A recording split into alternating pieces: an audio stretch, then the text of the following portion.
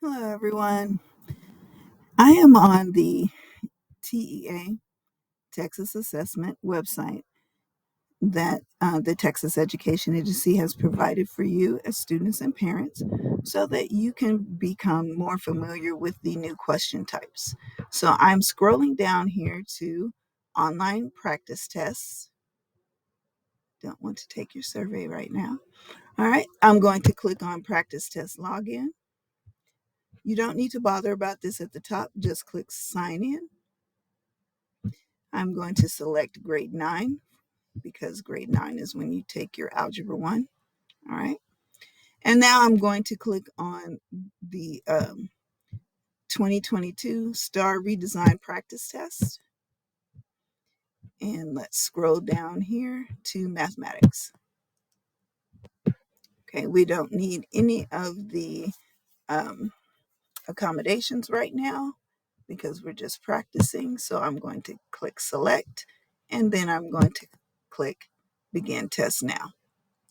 Okay.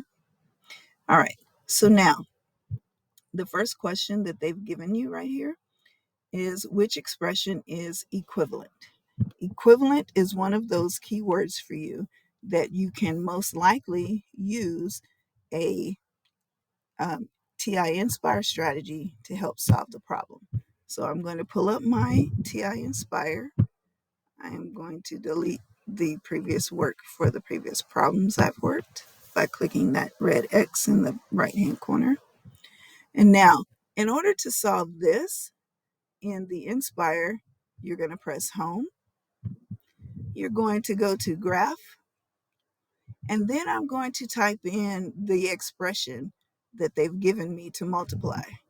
Except every variable that is there, I'm going to retype it in as the X value only. Okay, so what do I mean? I mean I'm going to type parenthesis 2x to the fourth. So I press the up arrow. Okay, hold on a second here. My numbers aren't typing. So when all else fails, we're going to hit escape and we're going to start over. All right. Okay, so I'm going to hit the parenthesis. I'm going to type 2. Then I'm going to type X. Then the up arrow. And then I type 4. I'm going to arrow over to the right and close the parenthesis. Okay, so pause right here for a moment and do that with me.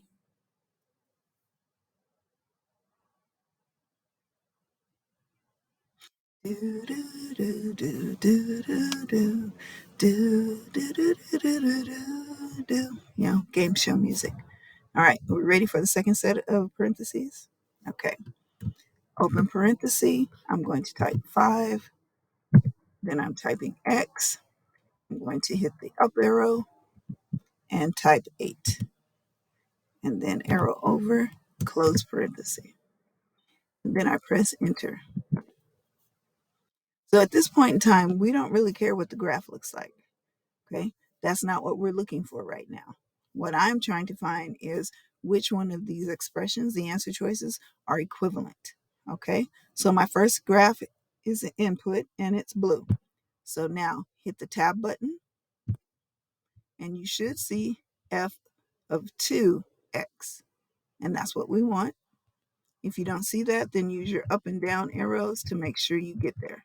See, there's my first equation. Now I'm going to type in. Now I'm going to start at the bottom, okay, and see if this answer is correct. So I type it in exactly the way it looks, except I'm changing the variable m to x. So I'm going to type in 10x. Then I'm going to hit the up arrow and type in 32 and then hit enter. All right. Now, you see how the numbers are on top of each other? Try to make this a little bigger. All right. So if I'm looking at my graph, you see right here, you can see the blue and the red are separate. So if the graphs are not coinciding, or in other words, if they're not on top of each other, then I know that that is not the correct answer because if they're equivalent, that means they're the same, right?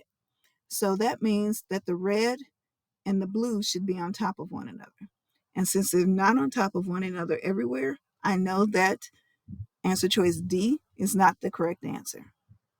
Okay, so I'm going to hit my tab button.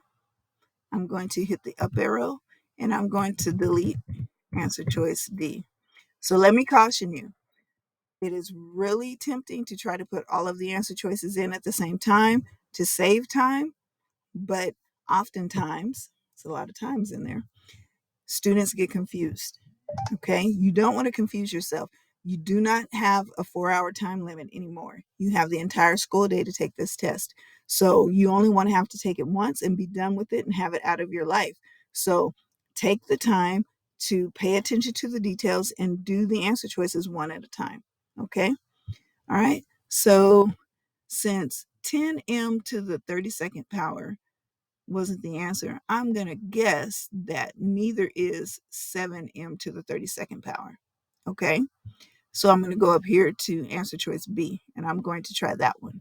So I'm going to put in 10x, up arrow, to the 12th power, and then press enter.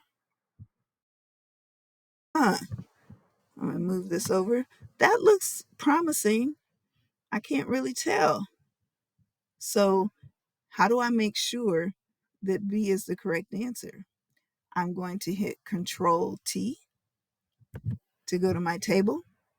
And when I go to my table, I'm going to look at the Y columns. So you see right here at the top, it has blue. This is my first equation. Then when I arrow to the right, I see that it turns to red. This is my second equation. So if all of my numbers are matching in all of these rows, then I know that they are exactly these two graphs are exactly the same, and that answer choice B is my answer. Okay, this is a way for you to check your work to make sure that you are correct. Now, of course, during class, you should have learned your exponent rules, right? So in this case, you would multiply your numbers. 2 times 5 is 10. That right there, just knowing that much, allows you to get rid of 2 answer choices, right? It allows you to get rid of A and C. And then if you know your exponent rules, you know that when you multiply, that you're actually adding.